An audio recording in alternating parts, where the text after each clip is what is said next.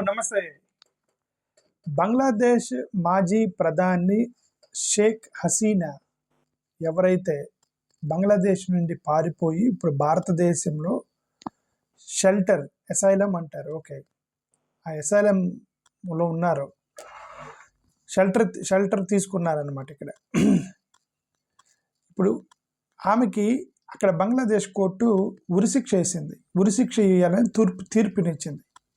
ఒక death penalty వేసింది Sheikh హసీనాకి just ఒక గంట క్రితం. సో ఇది obviously it's a big news because a prime minister got death sentence. Bangladesh prime minister got death sentence who is in India now as asylum now. Okay, అయితే ఇంతకీ మీ ఎందుకు ఉరిశిక్ష పడింది అనేది చూద్దాం మనం.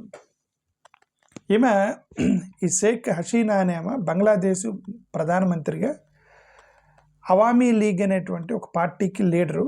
ఈ అవామీ లీగ్ అనేది వాళ్ళ నాన్న షేక్ ముజిబుర్ రెహమాన్ అతను పెట్టిన పార్టీ. షేక్ ముజిబుర్ రెహమాన్ కూతురు ఈమె షేక్ హసీనా.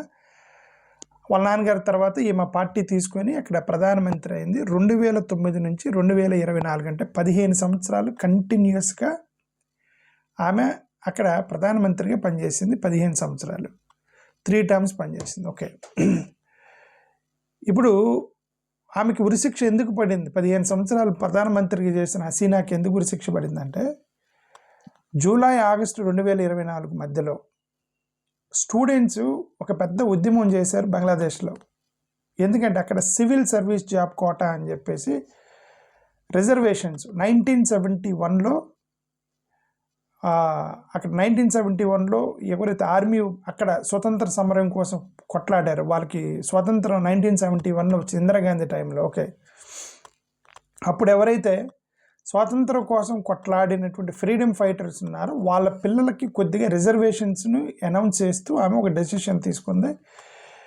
ఎవరైతే అప్పుడు స్వతంత్ర సమరయోధులు ఉన్నారో వాళ్ళందరూ కూడా ఈ షేక్ హసీనా పార్టీలోనే ఉన్నారు ఎక్కువ మంది. కాబట్టి ఆ నిర్ణయం తీసుకుందామా రిజర్వేషన్స్ ఇస్తానని. సో పిల్లల్లో విపరీతమైనటువంటి తిరుగుబాటు వచ్చింది, స్టూడెంట్స్ మధ్య తిరుగుబాటు వచ్చింది. ఆ తిరుగుబాటు వచ్చి వాళ్ళు అక్కడ ధర్నాలకు దిగారు.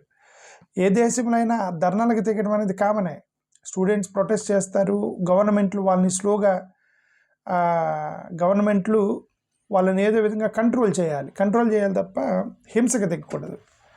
ఈమె చేసిన మిస్టేక్ ఏంటంటే హింసకి దిగింది ప్రొటెస్టర్స్కి వ్యతిరేకంగా. ఎవరైతే ప్రొటెస్ట్ చేస్తున్నారో వాళ్ళ మీద స్టూడెంట్స్ మీద హింసకి దిగింది. ఏమే హింసకి దిగిందంటే ఏమి గవర్నమెంటే టియర్ గ్యాస్ వేయటము, హెలికాప్టర్లు డ్రోన్స్లో నుంచి అమ్యునిషన్ అంటే బాంబులు వేయటము, అలాగా విధ్వంసం సృష్టించింది ఆ ప్రొటెస్టర్స్ మీద. 1400 మంది చచ్చిపోయారు. మొత్తం కూడా స్టూడెంట్స్ ఎందుకు ప్రొటెస్ట్ చేస్తున్న స్టూడెంట్స్ 1400 మంది చచ్చిపోయారు. 25,000 మంది వరకు గాయాలైనాయి.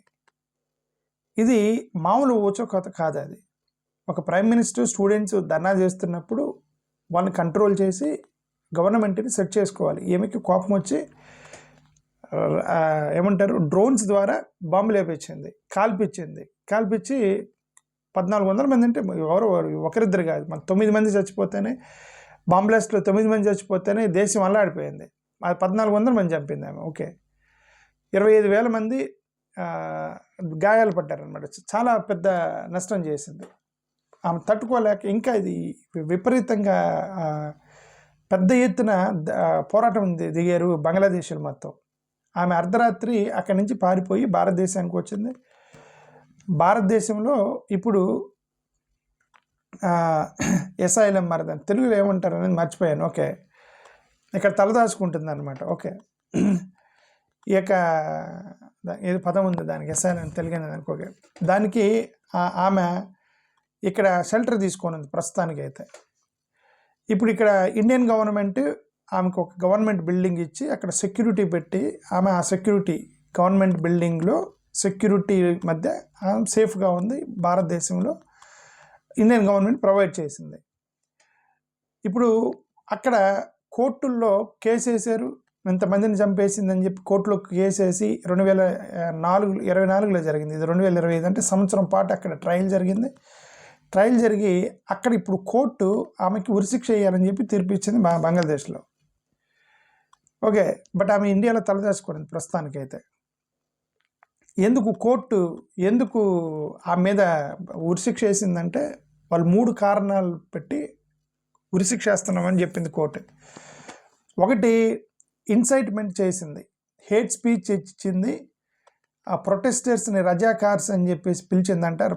రజాకార్స్ అని పిలిచి అక్కడ గొడవ లెగుస్తుంటే ఆ గొడవని తగ్గించడం పోయి ఈమె ఇంకా దాడి చేయటం, కాల్చటం, అలా 14 మందిని చంపేయటం, గొడవని ఎక్కువ చేసింది అనేది అక్కడ తీవ్రమైనటువంటి ఆరోపణ వచ్చింది ఆమెకు బంగ్లాదేశ్ కోర్టులో. రెండోది, క్లియర్గా ఆమె అధికారులకు ఫోన్ చేసి అక్కడ ప్రొటెస్టర్స్ ఎవరైతే నా మీద దాడి చేయడానికి ట్రై చేస్తున్నారో వాళ్ళందరినీ కాల్ చేయండి అన్న ఆడియో రికార్డు వాళ్ళ అధికారులకి, ఓకే, వాళ్ళకి అధికారులకి చెప్పిందట, ఫోన్ చేసి కాల్ చేయండి వాళ్ళు ఓవర్ యాక్షన్ చేస్తున్నారని. ఎవరు? Prime minister. సో వాళ్ళు 1400 మందిని చంపేశారు. 1400 మంది చంపేస్తే మరి ఇప్పుడు క్లియర్గా ఆడియో రికార్డు కోర్టుకి సబ్మిట్ చేశారు. ఇదిగో ప్రధానమంత్రి గారు చెప్తే చంపేశామని చెప్పి అక్కడ వాళ్ళు. సో అది తీవ్రమైనటువంటి ఒక మర్డర్ కేసు పడిపోయింది ఆ మీదకి, 1400 మంది చంపిందని.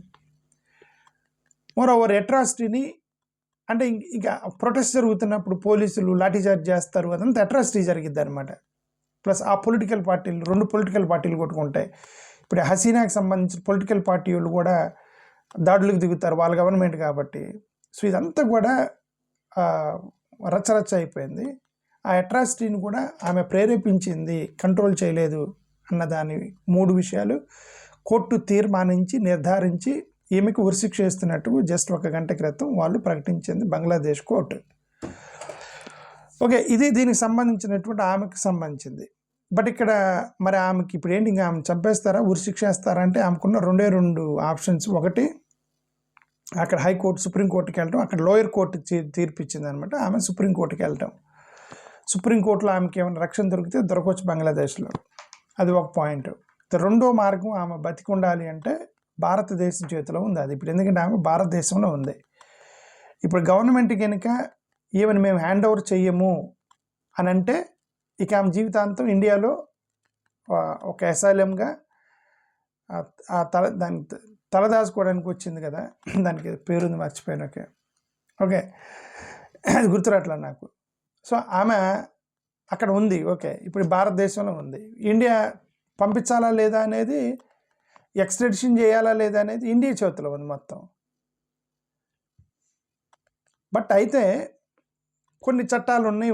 లేదు, ఆర్టికల్ 4 ఇండియా బంగ్లాదేశ్ మీద కొన్ని చట్టాలు చేసుకున్నారు, 2003లోనో 2013లోనే చేసుకున్నారు. ఓకే, అప్పుడు ఇట్లాగా తలదాచుకోవడానికి వచ్చిన వాళ్ళని శరణార్థులు ఏదో అంటారండి, శరణార్థులు అంటారు. ఆ శరణార్థులు ఎవరన్నా ఇండియాలోకి వస్తే వాళ్ళని ఎలా ట్రీట్ చేయాలి, మా వాళ్ళు మీ దగ్గరికి వస్తే మీరేం చేయాలి, మీరు ఇక్కడికి వస్తే ఏం చేయాలని ఒక చట్టం రాసుకున్నారనమాట.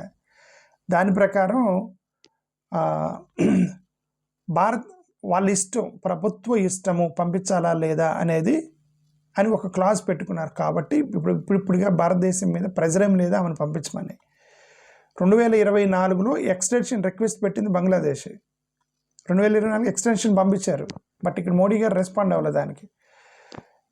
అంటే సైలెంట్గా ఉన్నారు, పంపించము అనలేదు, పంపిస్తానలేదు, సైలెంట్గా ఉన్నారు అనమాట మోడీ గారు. బంగ్లాదేశ్ వాళ్ళు ఇప్పటికి 2 సార్లు రిక్వెస్ట్ పెట్టారు ఆమెను మాకు అప్పగించమని. బట్ ఇండియన్ గవర్నమెంట్ రెస్పాండ్ అవ్వాలి. సో ఇప్పుడు ఆమె సేవ్ అవ్వాలంటే ఒకటే, మన భారతదేశం చేతిలో ఉంది. బట్ అది ఒకవేళ బంగ్లాదేశ్ సీరియస్గా తీసుకొని, పక్క దేశం కాబట్టి వ్యాపారాలు ఇవంటి ఉందా, ట్రేడ్ ఇవన్నీ ఉంటాయి కదా. ట్రంప్ గారికి ఇండియాకి గొడవ అయినట్టు రేపు బంగ్లాదేశ్కి ట్రేడ్, ఎక్స్పోర్ట్స్, ఇంపోర్ట్స్ ఇవన్నీ ఇంపాక్ట్ అయ్యే సిచ్యువేషన్లో ఉన్నప్పుడు ఈమె లైఫ్ కోసం మన భారతదేశం యొక్క వ్యాపారాన్ని, ఇంపోర్ట్స్ ఎక్స్పోర్ట్స్ని, విదేశీయుల యొక్క ఏమంటారు ఇంటర్నేషనల్ రిలేషన్షిప్స్ని పనంగా పెట్టి ఈమెని సేవ్ చేయాలా అనేది ఇక గవర్నమెంట్ డెసిషన్లో ఉంది. ఇది ఎందుకండి, ఇప్పుడు ఈమె ప్రాణం కాపాడటానికి ఇప్పుడు మాకు బంగ్లాదేశ్తో గొడవ ఎందుకు, ఇంటర్నేషనల్ రిలేషన్స్ దెబ్బతింటం ఎందుకు, అని ఒకవేళ గవర్నమెంట్ నిర్ణయం తీసుకుంటే వాళ్ళకి ఇచ్చేస్తారు, మీ ఇష్టం, మీ మనిషిని మీకు ఇస్తే మీరు ఏదైనా చేసుకోండి అని. లేదంటే ఆమె ఇక్కడి నుంచి వేరే దగ్గరికి పారిపోవాలి. ఆ పారిపోయేటువంటి క్లాజ్ ఉందో కూడా నాకు తెలియదు. ఓకే, వేరే దేశానికి పారిపోయేటువంటి ఆ క్లాజ్ ఉందో లేదో తెలియదు. సరే అనుకుంటే ఉందిలేండి, అర్ధరాత్రి పారిపోయిందని చెప్పిన ఇది ఓకే. ఏదేమైనా ఇప్పుడు ఆమెకైతే ఉరిశిక్ష చేశారు. ఆమె సుప్రీంకోర్టు కన్నా వెళ్ళాలి, లేదా ఇక్కడ ఇండియానా కాపాడాలి ఆమెకి, లేదంటే ఆమెకి ఉరి తీసి చంపేస్తారు. ఇది జరిగింది. ఆమె మీద ఈ ఎన్నికల్ని మ్యానిపులేట్ చేసిందని ఆరోపణలు కూడా ఉన్నాయి. ఎన్నికలు మ్యానిపులేట్ చేసిన ఆరోపణ కూడా ఉంది ఆమె మీద. అసలు ఒక డిక్టేటర్గా రన్ చేసిందని 15 సంవత్సరాలు. సరే, అది ప్రస్తుతానికి ఉన్న ఇన్ఫర్మేషన్. ఇంకా ఫర్దర్ ఏమైనా ఇన్ఫర్మేషన్ వస్తే అప్పుడు మాట్లాడదాం. థ్యాంక్ యూ, నమస్కారం.